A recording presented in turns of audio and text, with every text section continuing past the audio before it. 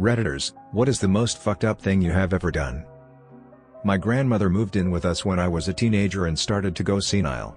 Our relationship quickly soured. Living with her was different from sending her letters and making phone calls. It wasn't her fault. You change when you start to lose your mind. But honest to goodness, I couldn't stand her. Everything was my fault. Every single thing she misplaced, I stole. I must have stolen it. She couldn't accept that she just couldn't remember where she was putting things.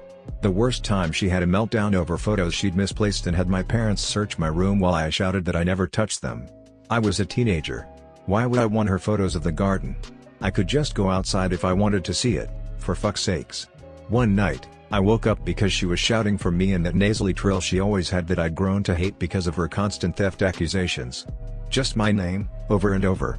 She was in the bathroom across the hall from my room. I didn't know what time it was.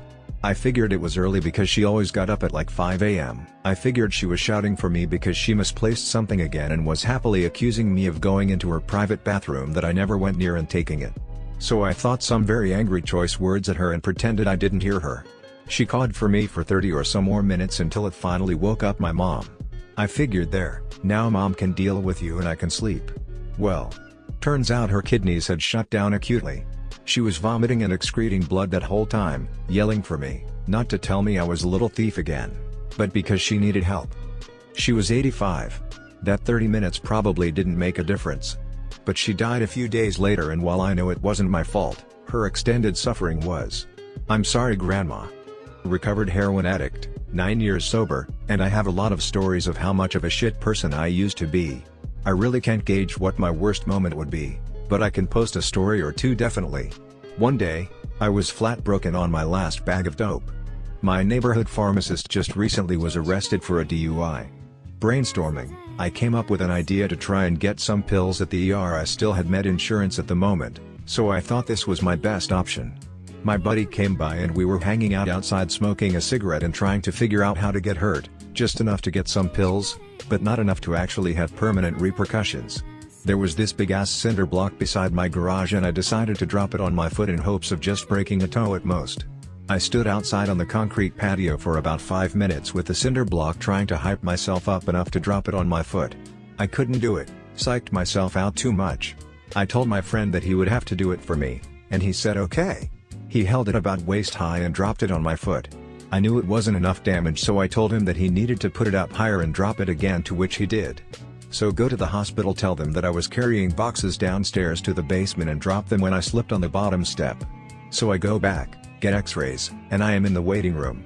Doctor comes in and tells me that I've torn numerous ligaments in my foot and probably would hurt less if I had just broke my foot. Hearing this, I was excited, thinking yes, I just scored. I didn't care about the pain at the moment, just happy that I just potentially scored. They released me, and hand me a script. They wrote me a script for ibuprofen 800 milligrams. Defeat. I'm gonna rat my little sister out.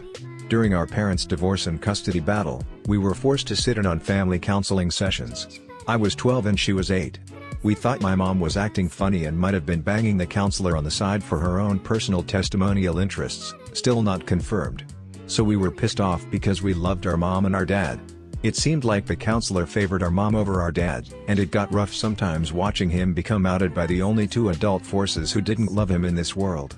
Anyway, my little sister and I were left alone in his office, and she decided she was gonna take a shit in his little trash can to assert dominance. It was asserted. We never went back. This was an embarrassing one that I hope no one ever finds out. One night a few years ago, we, my boyfriend and his family, get Chinese food from our favorite little place. For some reason this night it doesn't sit well with me. An hour after eating I get that intensely sick feeling, like you have to poop so bad that you want to throw up. Whatever, I go upstairs and destroy the bathroom. It's important to note, there's 2 bathrooms upstairs and none downstairs, which is like a little apartment where my boyfriend and I stay. After I'm sure my bowels are empty, I go back down to lay in bed. Thought I could nap it off. Nah, about 30 seconds after laying down I get the urge to go again. I run upstairs and to my horror, both bathrooms are occupied. His sister is refusing to get out of the shower even though it's an emergency, and his dad is blowing up the other toilet, presumably suffering a similar fate to mine. I begrudgingly go sit in bed and contemplate my options as the bubbling in my gut grows worse. Bust down the bathroom door and traumatize his sister? Make the 30-minute drive home? No, it was urgent. I even thought about shitting my pants, against my will, and dealing with the embarrassment. God, I don't want to subject my future in-laws to that. I begrudgingly realize my only option is to go outside like nature intended. Their yard is very open and it was a super bright moonlit night, so there was no place to do it without feeling super exposed. Except for under the trampoline. My thought process was, no one has used the trampoline for years, and it's out of sight/walking range so no one could accidentally step in it. Great. I do my business, get soaked in the process. It was slightly raining and the trampoline was pouring water on me. Clean up with napkins and wet wipes, come inside. Immediately throw up in the trash can from the shock/embarrassment/anxiety/sickness. Clean that up and immediately go to bed. Everything was fine for a few days, until my boyfriend's dad lightheartedly tells me how he was late for work that morning. The dog had rolled in some shit and he had to get a bath. I felt like throwing up all over again. But thankfully everyone just suspected it was some type of animal poop. Surgical tech here. One of my patients was at the very tail end of pregnancy, but the baby wound up dying. She was in denial, and refused care, and carried the dead baby for almost a month. I was on the team to get her a C-section when she finally came to get it out. The baby's skin was like wet paper, any pressure anywhere caused it to tear. The muscles underneath had started to rot. The bones were mostly broken down to the point of providing no structure, so it moved like a baby-shaped water balloon. Face looked like something from a horror movie. Smell was easily the worst I've experienced. Room was eerie silent, including the mother who was awake, normal for C-sections. Been a surgical tech for over 6 years, and that was by far the most fucked up thing I've ever seen or done. That case was almost 4 years ago, and still pops into my mind regularly. Picking up a dude's head that fell off his rotting corpse when I worked at a mortuary transport company is definitely up there. Also picking up a 5-year-old kid who had a bookcase fall on him. Feeling all the broken bones moving in his tiny body fucked me up good. If we're talking behavior, I definitely attempted to ruin friends' relationships in my teenage years cause I was a bitter and lonely asshole. Seeing them happy only made me feel worse, so I wanted to drag them down to my level. Luckily their relationships were stronger than my bullshit in most cases. Edit: I've gotten a few messages asking questions about the mortuary job and whether or not these were the worst calls I've ever had, so I figured I'll post an old comment from a different thread. Trigger warning for suicide. Witnessed a woman pretty much break over the headless body of her son. Used to work for a mortuary livery service. I mostly picked up from retirement homes and from people's houses where they had a hospice nurse watching over them, but would occasionally get calls from the local coroner's office. One night I was sent out to a call not far from where I lived. Place was surrounded by cops. They lead me and my partner to the bathroom, where a guy had blown his head off with a shotgun in the shower. It was a mess, as you can probably imagine, but by this point it wasn't super out of the ordinary for me. I'd picked up suicides before, as well as overdoses, decomps, kids. So I was pretty numb to it. We got the guy into a bag and loaded him up on the gurney, and we're out the door at the worst possible time.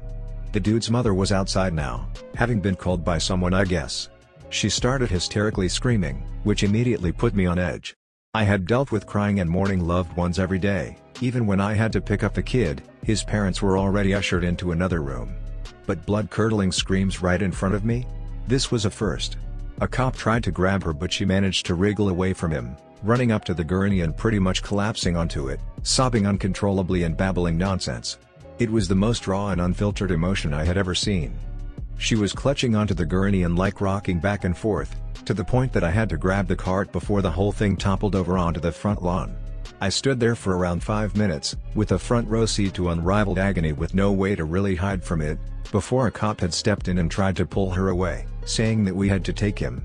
She eventually relented and we got the body loaded into the car, and from there it was business as usual. The reason that one stuck with me so much is because, well, it was almost like looking into my own future. I was suicidal at the time, and a shotgun in the shower was exactly how I planned to do it. Only reason I was waiting was because I wanted to be in my own place, so my roommate didn't have to find me. The dude was even around my age.